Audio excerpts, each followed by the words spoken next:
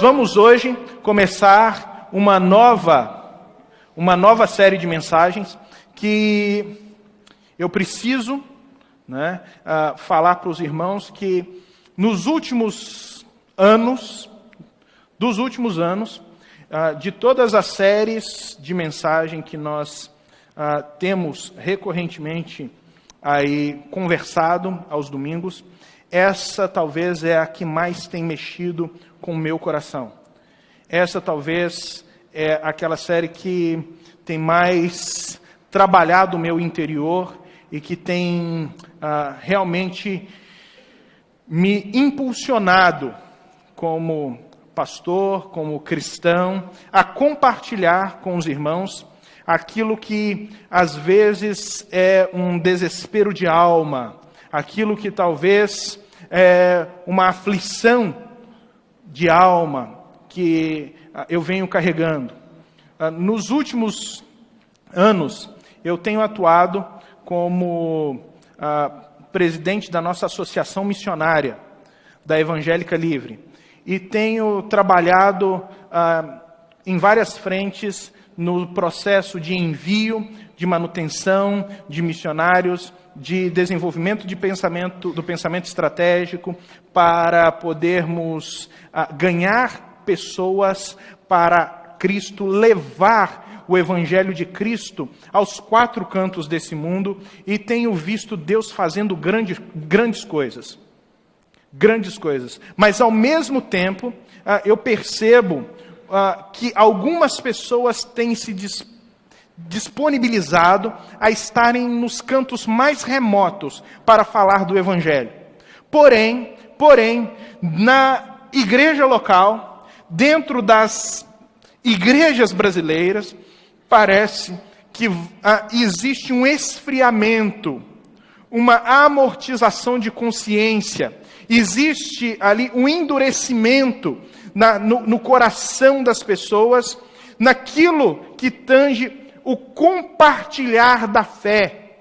Parece que a experiência religiosa das pessoas não tem superado o culto, o clero e o templo.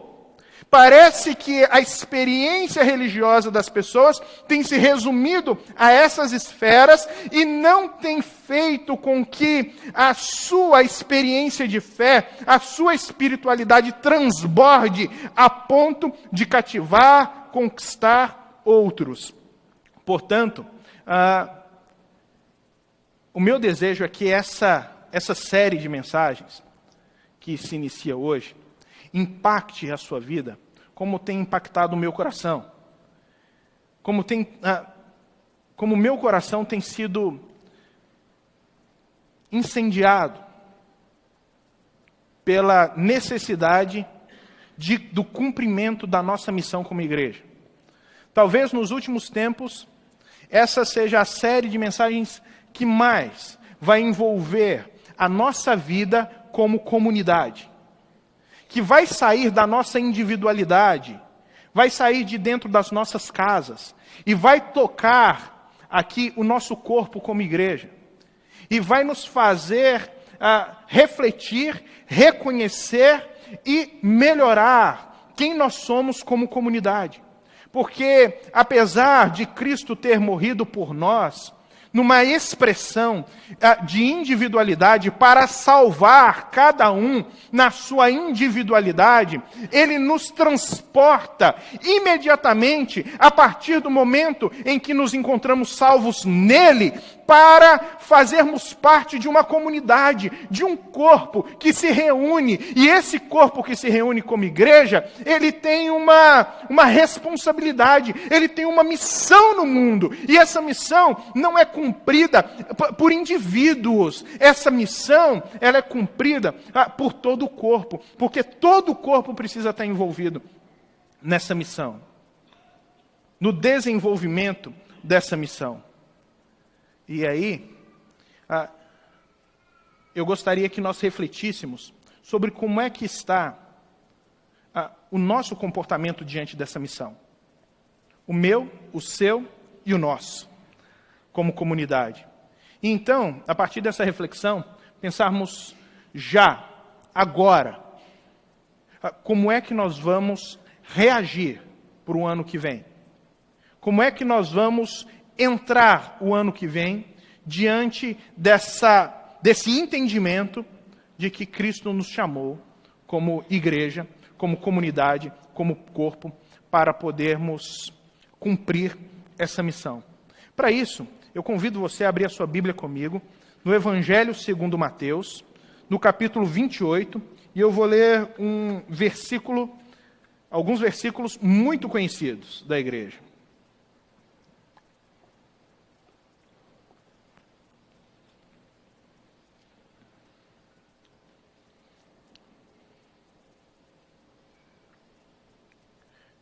Mateus, capítulo 28, a partir do versículo 16.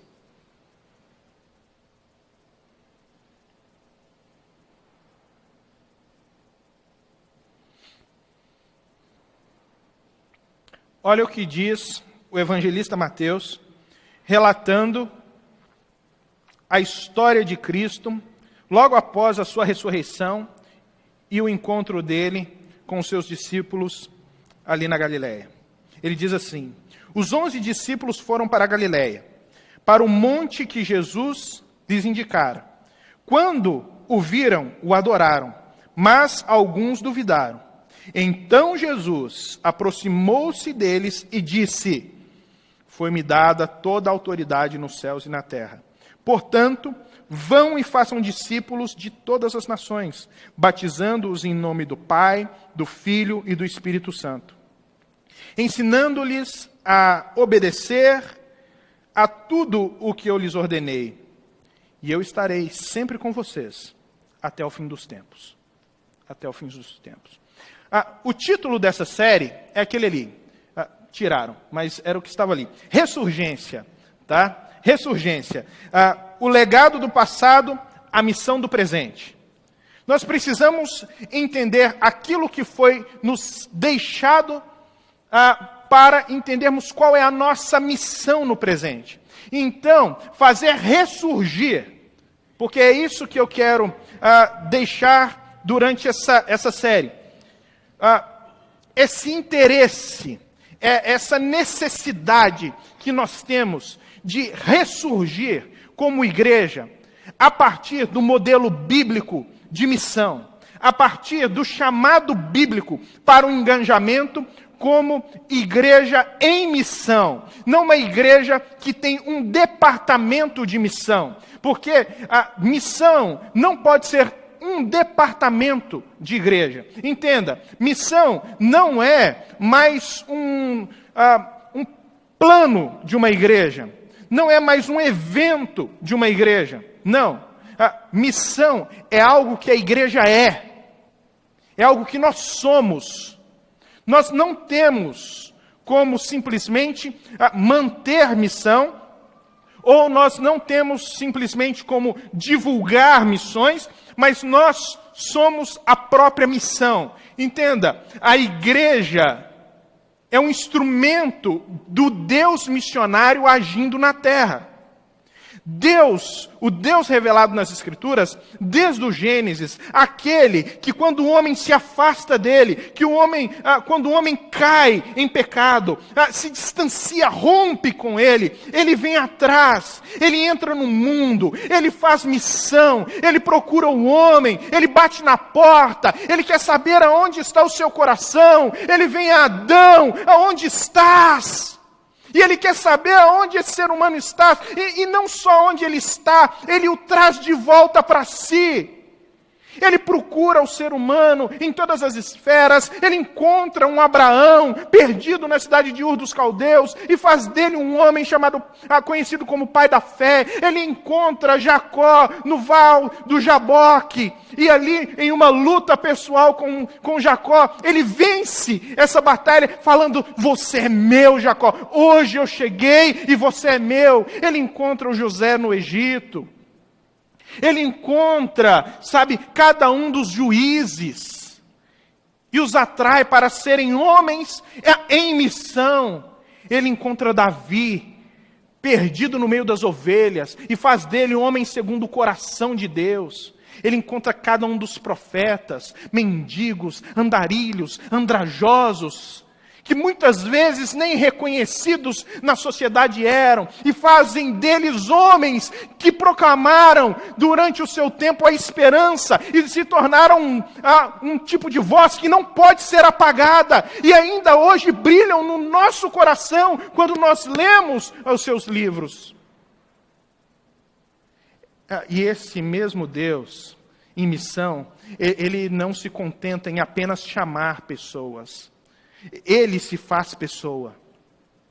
Ele entra no mundo e se encontra conosco na nossa humanidade, na nossa perplexidade, no nosso drama, sabe? Ele entra nesse drama da vida e começa a participar da nossa situação, da nossa vida, nos percebe, nos sente, e sente como nós.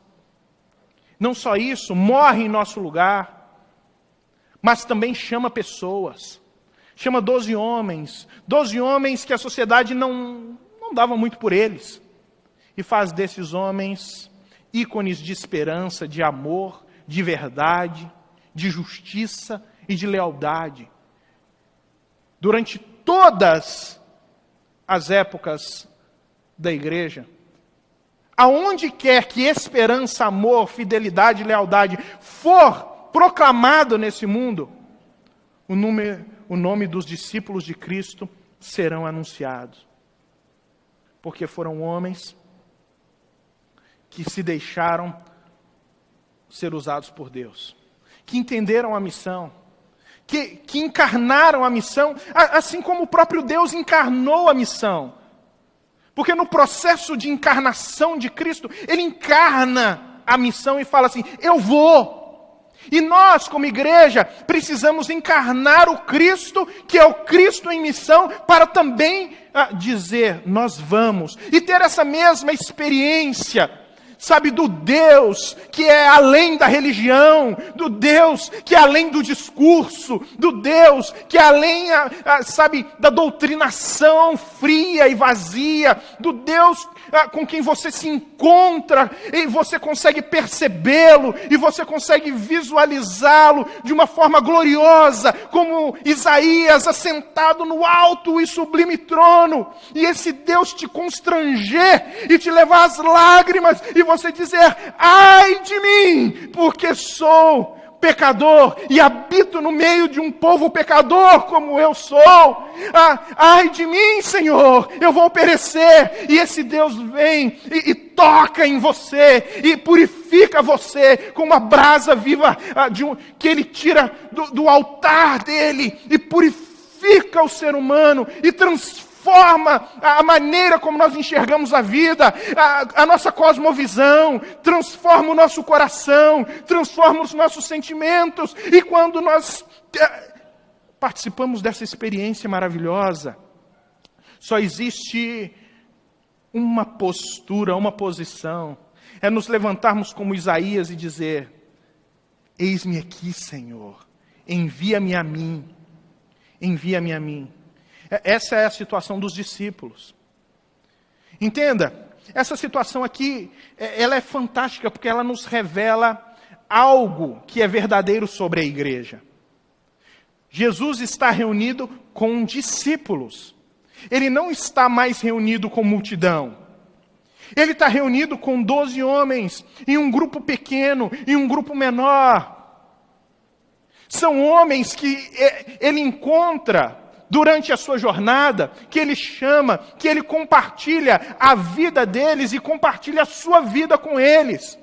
É com esses homens que Cristo conversa e fala sobre as suas parábolas de maneira aberta, quando ele não podia conversar abertamente com a multidão. É com esses homens que Cristo sobe a um monte e se transfigura, mostrando toda a sua glória. E ali aparecem Moisés e Elias servindo a ele. E eles têm a contemplação dessa experiência maravilhosa.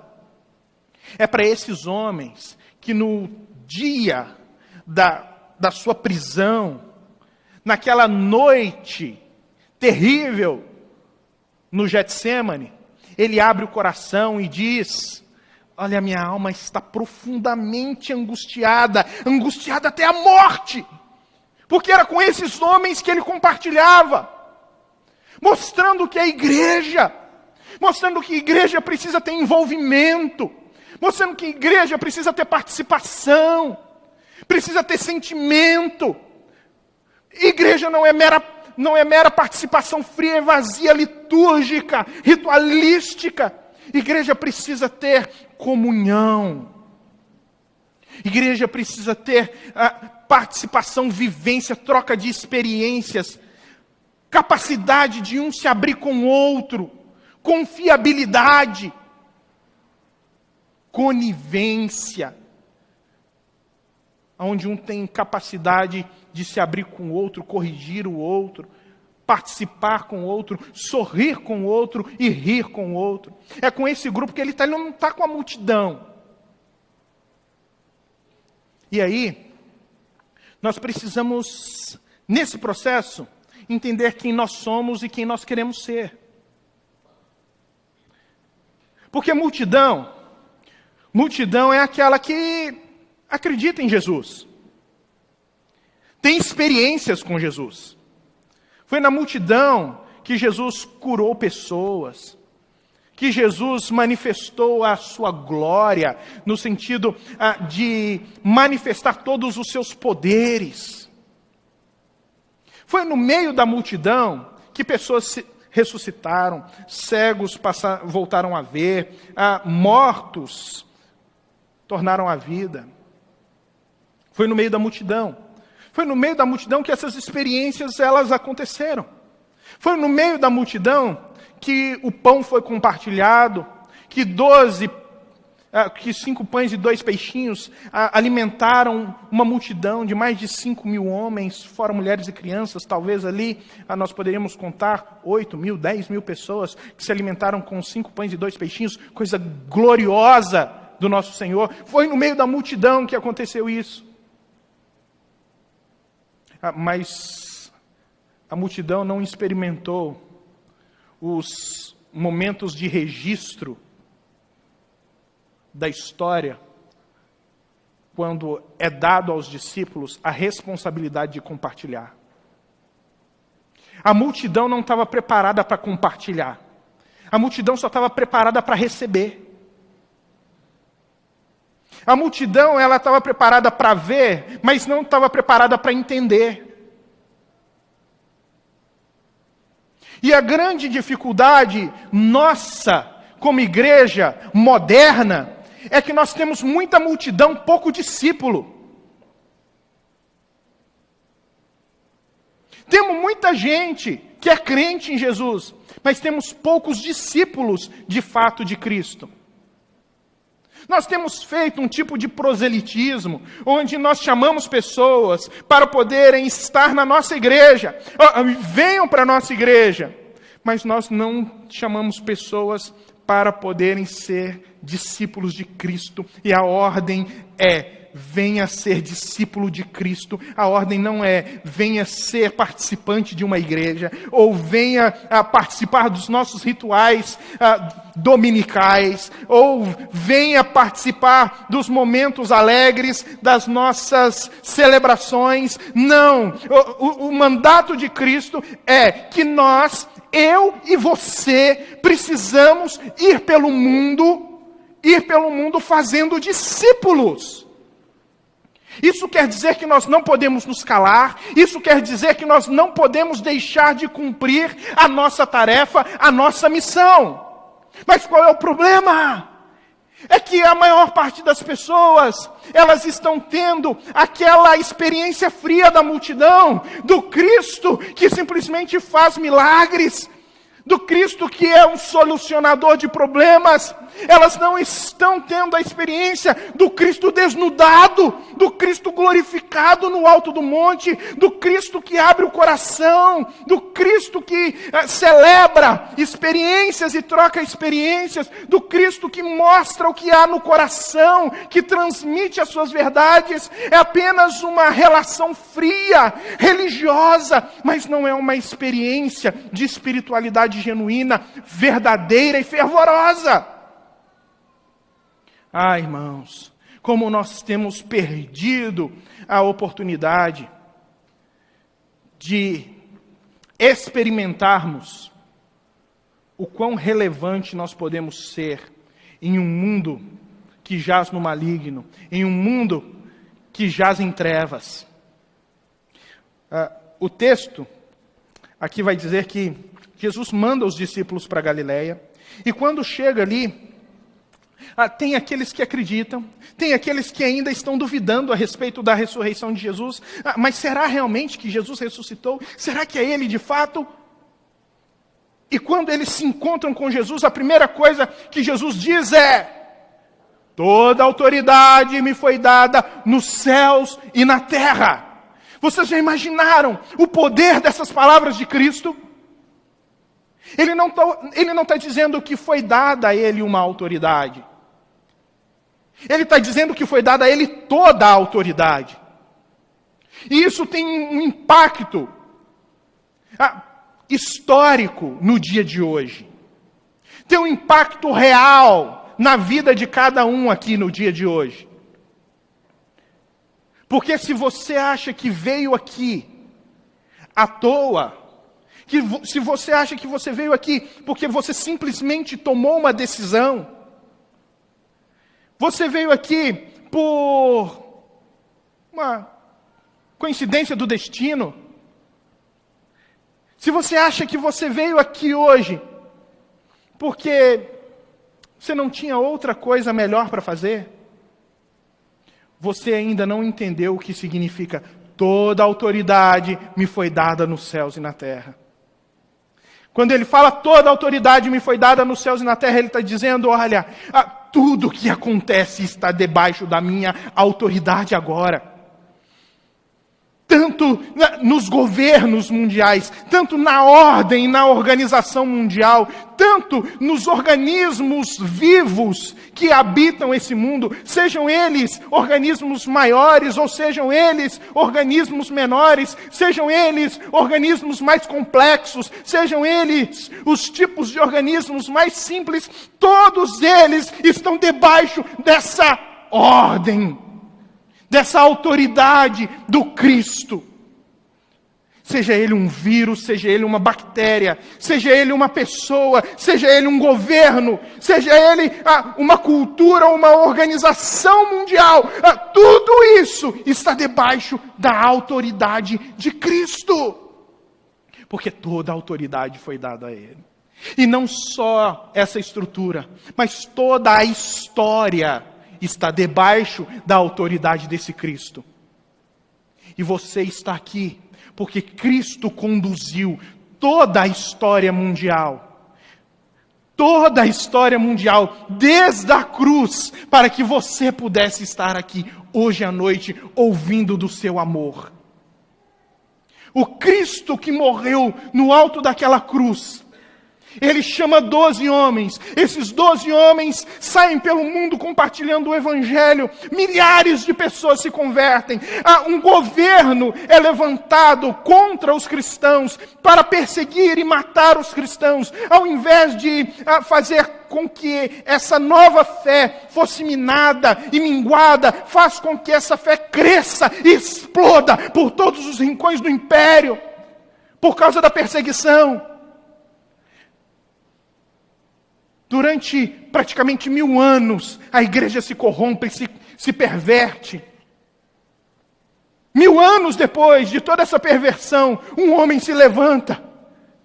Martinho Lutero fixa 98 teses na porta da capela de Wittenberg contra toda aquela perversidade de cobrança de indulgências que estavam sendo vendidas como forma de salvação para as pessoas, de obtenção da graça de Deus.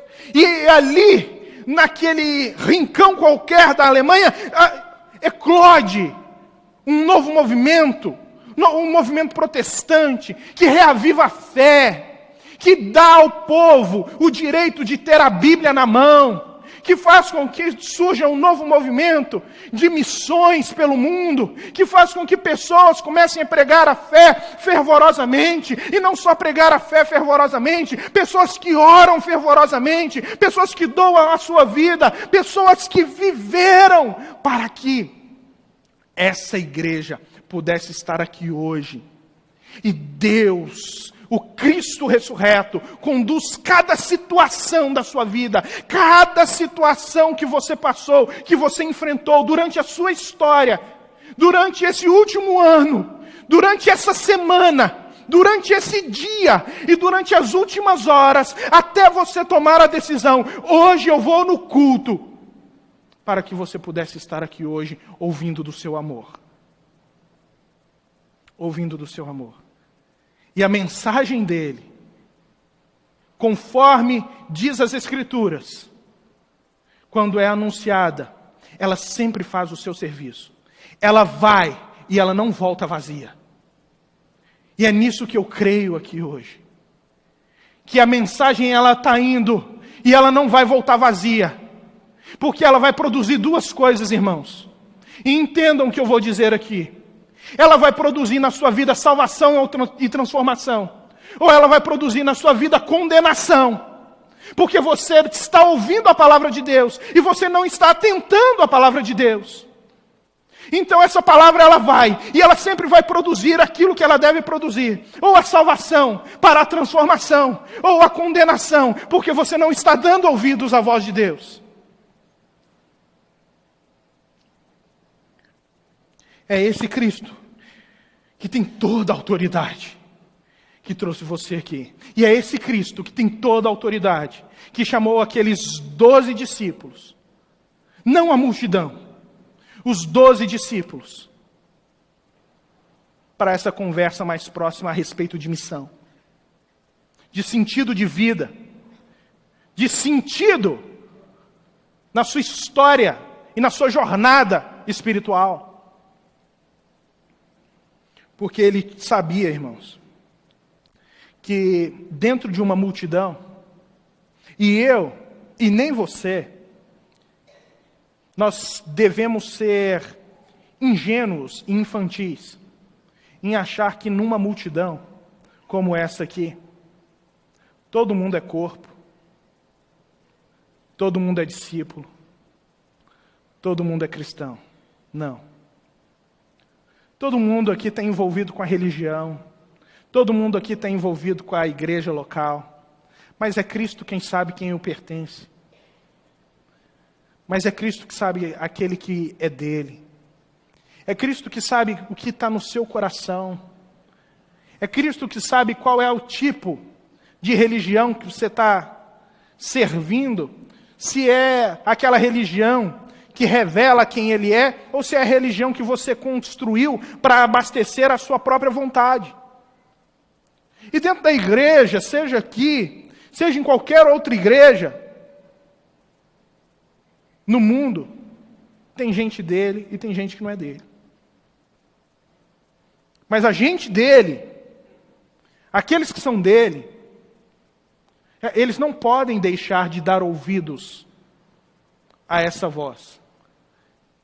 Não podem deixar de escutar o Cristo que fala, portanto, e porque eu tenho toda a autoridade, se foi me dada toda essa autoridade, é nessa autoridade que eu estou dando a vocês essa ordem, é um imperativo, não é uma opção, não é uma opção para a igreja, é uma ordem clara, objetiva. Ele está dizendo, portanto, Vão e façam discípulos de todas as nações. Se você é discípulo, você precisa fazer discípulos. Não é discípulo à sua imagem. Não é outro de você. Não é o discípulo que vai refletir o que você crê. É o discípulo à imagem de Cristo. É o discípulo que reflete a imagem de Cristo. Mas quem são esses discípulos? Quem é esse que ele está dizendo, vão pelo mundo? São as pessoas que tiveram essa experiência com Cristo, mais do que a experiência com a religião. São aqueles que saíram do templo, e apesar do templo fazer parte da vida, apesar do templo fazer parte da jornada, fazer parte do dia a dia, ser a parada regular para ouvir da palavra, para meditar nas Escrituras, para juntos como comunidade, como povo de Deus, como corpo de Cristo, celebrarmos a Deus. Isso aqui é só uma parada. Os discípulos são aqueles que pegaram o Evangelho e colocaram e aplicaram o Evangelho na rotina, no caminho, que foram andando com Cristo pela estrada da vida. E foram encontrando pessoas, e foram vendo as mesmas coisas que Cristo via, e começaram a ver o mundo pela ótica de Cristo. São aqueles que superaram a religião. São aqueles que não fazem opções pela sua vontade. Eu quero tanto, eu gosto tanto. São aqueles que submetem a sua vontade à vontade de Cristo. São aqueles que estão dispostos a negar os seus desejos para servir a Cristo. São aqueles que passaram a amar o Cristo. E, como expressão do amor de Cristo, aprenderam a amar o próximo. E aí eles saem pelo mundo, pregando, saem pelo mundo, anunciando. E que mundo é esse? Vão por todas as nações, ele diz. Mas não é simplesmente ir para uma nação, não é simplesmente falar a respeito de Jesus. Porque você até pode falar, mas a pergunta é, você está sendo ouvido? Você está sendo ouvido? As pessoas estão ouvindo você? Porque às vezes o seu discurso está desconectado do seu sentimento. O seu discurso está desconectado da prática, da vida. Por que muita gente fala, olha, se for para ser cristão igual fulano de tal, eu não quero. Crente, eu não quero ser. Me entristece todas as vezes que eu chego em algum lugar para poder fazer fazer uma ficha, uma conta ou abrir alguma coisa, e a pessoa vira para mim e fala assim, qual a sua profissão? Aí eu penso, e agora? Eu falo, pastor. O olhar da pessoa já é assim, ixi, ladrão. Está passando a perna no povo. Esse aí está passando a perna no povo. Mas o senhor é só pastor ou o senhor trabalha? Aí não, eu sou só pastor, filho. Eu sou só pastor. Qual é o conceito que nós, como cristãos, estamos transmitindo?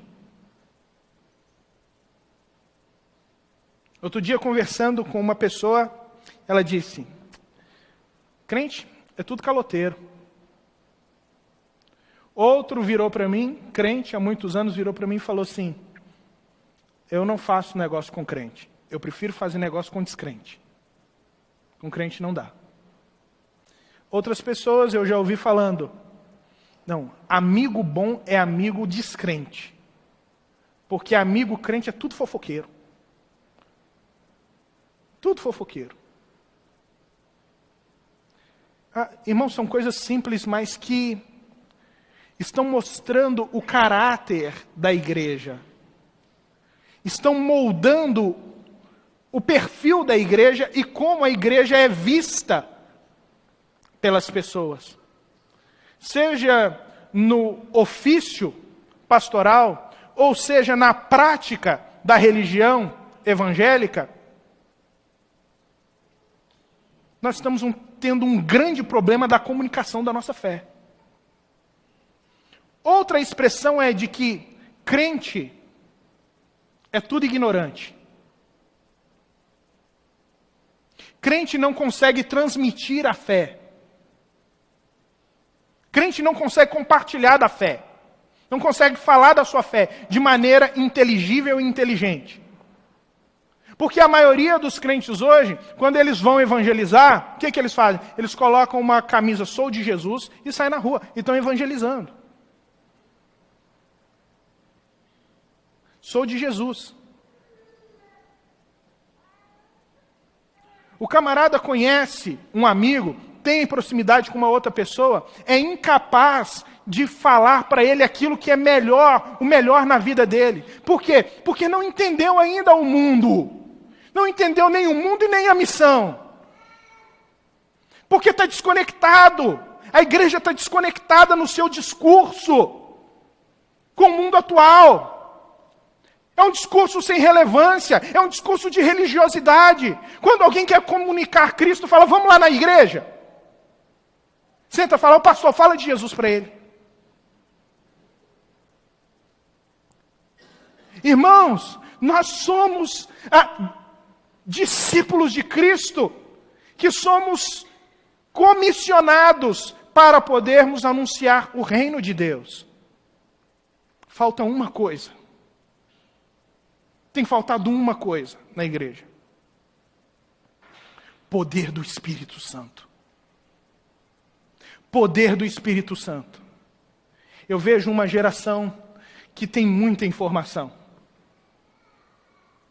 Muita informação. Você senta com eles, eles gostam de conversar de tudo, eles gostam de falar de tudo,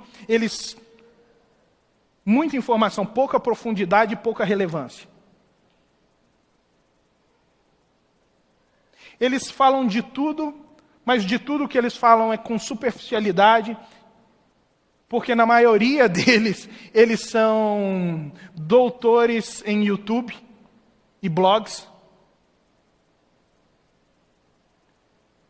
e pouca efetividade, pouca gente cheia do Espírito Santo, que ama Cristo de verdade, que é capaz de sair do seu casulo, que é capaz de sair da sua inércia e se entregar verdadeiramente a Cristo para ser instrumento de Deus, para transformação e levar paz, levar esperança a um mundo caótico, a um mundo que está necessitado de tudo isso.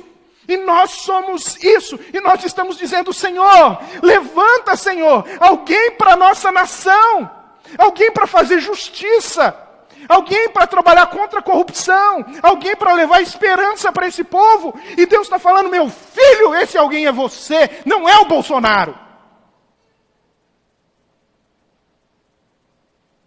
Não é o Bolsonaro. Desculpa, irmãos. Bolsonaro não pode fazer nada. A única coisa que ele pode é organizar a nação economicamente. Ele não pode tirar ninguém da miséria, porque a principal miséria não é a miséria financeira de um povo, é a miséria espiritual, que aprisiona uma pessoa na perdição.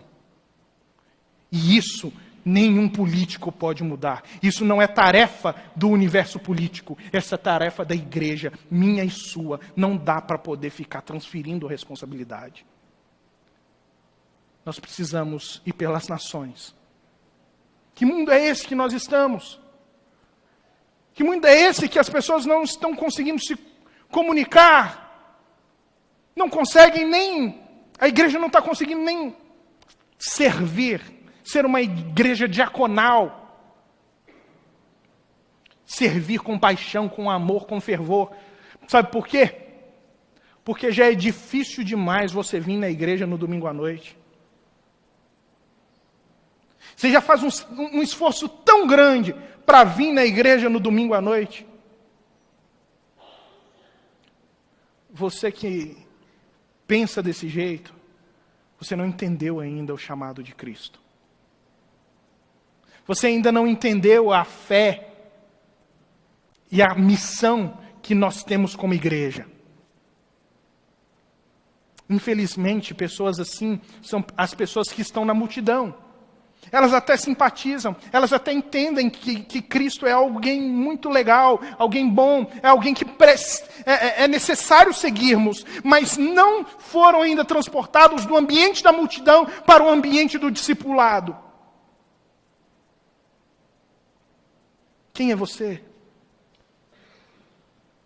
Quem sou eu? Quem você vai decidir ser ao sair dessa igreja hoje? Melhor, vou corrigir a minha fala. Ao sair dessa porta, da porta desse templo, porque a igreja vai com você, porque é você. A igreja vai com você. Quem é você? Irmãos, ele está falando, vão pelo mundo. E nós precisamos entender o nosso mundo. Que mundo é esse que nós estamos vivendo? É um mundo difícil, é um mundo complicado de se entender, de se conversar, de se dialogar. Nós precisamos olhar e nos compadecer, porque para nós, na maioria, está tudo bem. Lembra, os discípulos que se colocaram com Jesus, ao lado de Jesus, eles passaram a enxergar o mundo a partir da ótica de Cristo, porque eles começaram a ver as mazelas, eles começaram a ver as dores, eles começaram a ver as necessidades do povo. Eles estão andando por um caminho e eles estão vendo o sofrimento de um leproso pela primeira vez, porque encontram um leproso e Jesus sente o que o leproso sente. A dor da exclusão social, a dor de não fazer parte de nada, a dor de não poder estar mais com a família, a dor, sabe, de apodrecer em carne.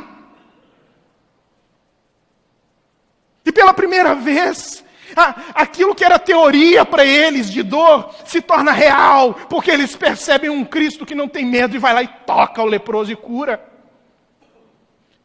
São aquelas pessoas que entendem pela primeira vez que morte dói. Que na vida não dói você perder um carro, não dói você perder um negócio, não dói você perder um sonho. Dói é quando você sai do CTI e aí vem um médico e fala com você, olha, leva o papai para casa, leva a mamãe para casa, ou fica ao lado do seu filho, porque são os últimos momentos dele. É isso que dói de verdade. É isso que dói. E eles não sentiram isso até encontrar aquela viúva de Naim, chorando pelo cortejo. E Jesus vê a viúva e se compadece dela. E vai no meio do cortejo e sem ela pedir, sem ela querer, ele ressuscita o filho e devolve o filho para ela. Por quê? Porque ele se coloca no lugar.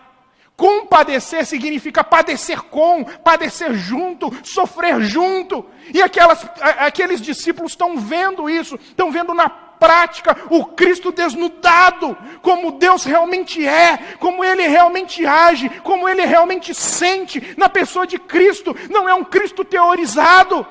O que nós precisamos ver é o Cristo por detrás das cortinas da religião, que a maior parte das pessoas não conseguem perceber, e não conseguem sentir, e não conseguem sofrer junto, e não conseguem chorar junto com esse Cristo que vê tanta mazela no mundo.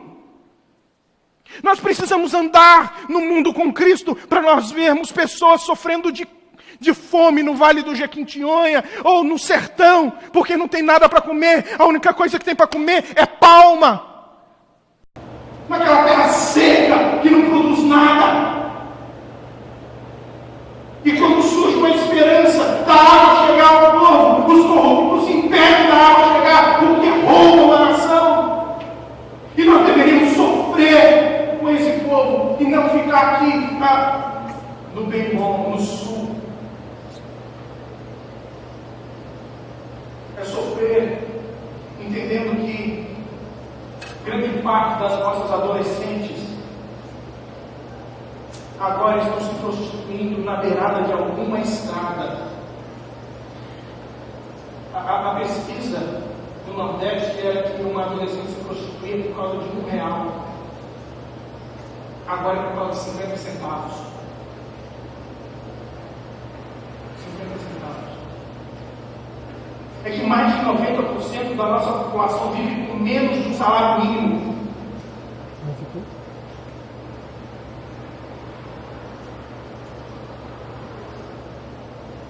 Porque não existe justiça.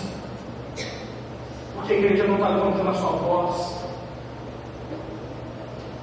Porque a igreja não está fazendo o seu papel. Porque a igreja não tem engajamento. Porque a igreja não está anunciando o Evangelho que transforma, não transforma só pessoas, transforma nações, transforma povos. Porque nós que temos o verdadeiro poder transformador, transferimos responsabilidades e colocamos no colo de Jesus. É sofrer, porque ainda pessoas na África, na Índia, são usadas como cobaias da indústria farmacêutica para poder gerar lucro em todas essas indústrias aqui no Ocidente, aqui nas Américas.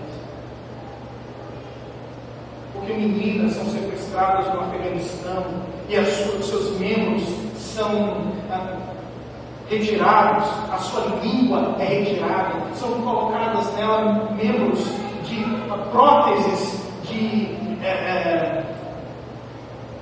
não é gel, é algo com gel, próteses, e essas meninas são vendidas no mercado negro como bonecas sexuais.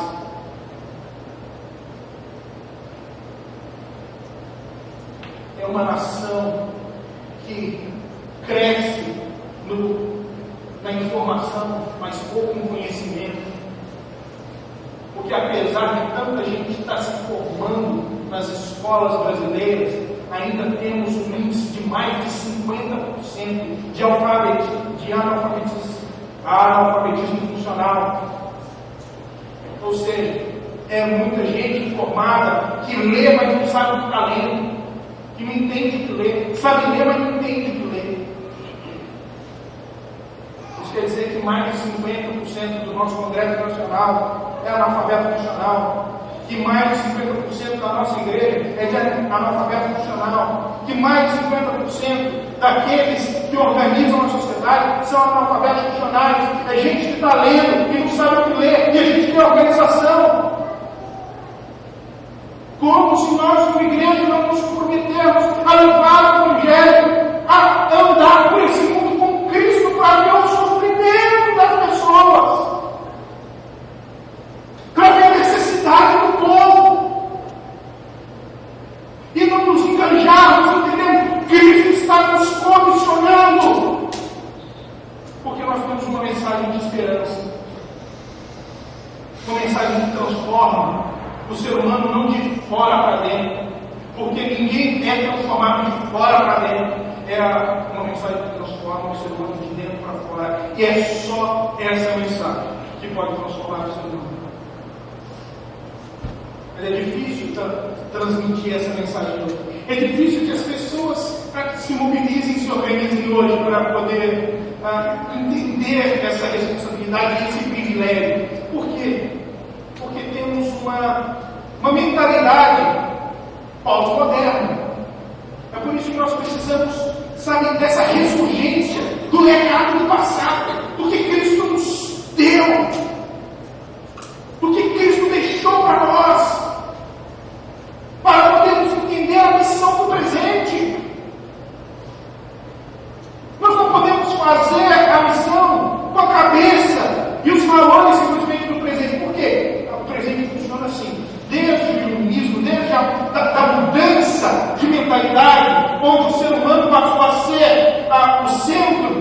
todas as coisas. Por quê? Porque a igreja falou um monte de besteira. Inclusive a igreja falou que o mundo ele era plano, e você chegava na beirada do mundo, você caía, lá no mundo era cheio de bichos, de monstros que iam comer você. Então, o mundo era uma planície que caía lá no final do mar. E de repente surge um cientista que diz, não, a Terra é redonda. Aí vem a igreja e fala, se você falar isso de novo, nós vamos colocar fogo em você. Então você vai negar tudo isso. Ele fala, não, para não ir para a fogueira eu nego sim, mas que é. E depois descobriram que era realmente, a Terra era redonda. Mas, então peraí, então se a igreja falou que a Terra era plana e a Terra é redonda, e foi descoberta pela ciência, então muita coisa que a igreja fala é mentira. Quem fala a verdade é a ciência. Então vamos partir para a ciência, porque a ciência e a razão vão ser os instrumentos para que nós possamos alcançar a verdade. E a partir daí, todo mundo começou a acreditar que a ciência, ela é aquela que estabelece a verdade. É por isso que muita gente vira e fala assim, você viu? Acharam a arca de Noé. A ciência provou que é verdade. Então quer dizer que a ciência tem que provar que a Bíblia é verdade. A Bíblia não é verdade independente da ciência. Como é que é isso? Porque ainda nós temos essa mente científica. E olha, a ciência é coisa boa, tá? Vamos falar aqui, ciência não é coisa ruim, tecnologia não é coisa ruim, ciência e tecnologia é coisa boa. É de Deus, é divina. Irmãos, nós fazemos hoje em dia cirurgia cardíaca intrauterina. Isso é fantástico isso. É maravilhoso isso. Mas aonde a ciência nos trouxe? Toda essa ciência, todo esse desenvolvimento, toda essa tecnologia nos levou ao Holocausto. Toda essa tecnologia nos levou à Primeira Guerra Mundial, à Segunda Guerra Mundial. Apesar de toda a tecnologia, as pessoas ainda morrem de hepatite C. Toda essa tecnologia produziu armamento bélico que é capaz de destruir o mundo não sei quantas vezes. Isso em 1980, quando foi escrito a perestroika, a Rússia já tinha armamento bélico para poder destruir o Brasil o mundo naquela época 5 vezes. Como é que está hoje isso? A ciência desenvolveu tamanho potencial para a destruição que, apesar de toda a sua capacidade, mantém um continente inteiro na pobreza, como o continente africano, roubando de lá para abastecer os ricos na Europa, nas Américas. Toda a tecnologia e tudo isso fez com que a ciência também, assim como a igreja, caísse em descrédito, formando um novo momento. Você sai da modernidade e cai na pós-modernidade. E esse momento da pós-modernidade não é um momento onde as pessoas querem saber muito só de ciência. A ciência é importante, mas não é tudo. Elas são muito sensíveis. As pessoas vêm para a igreja e elas querem sentir. Elas querem sentir Deus. Sentir um arrepio de Deus, para que Deus se faça presente de verdade. Elas não são capazes mais de trabalhar apenas com convicções. A convicção é fraca, a convicção é frágil, e por ser a convicção fraca e frágil, isso não gera atitude nem motivação.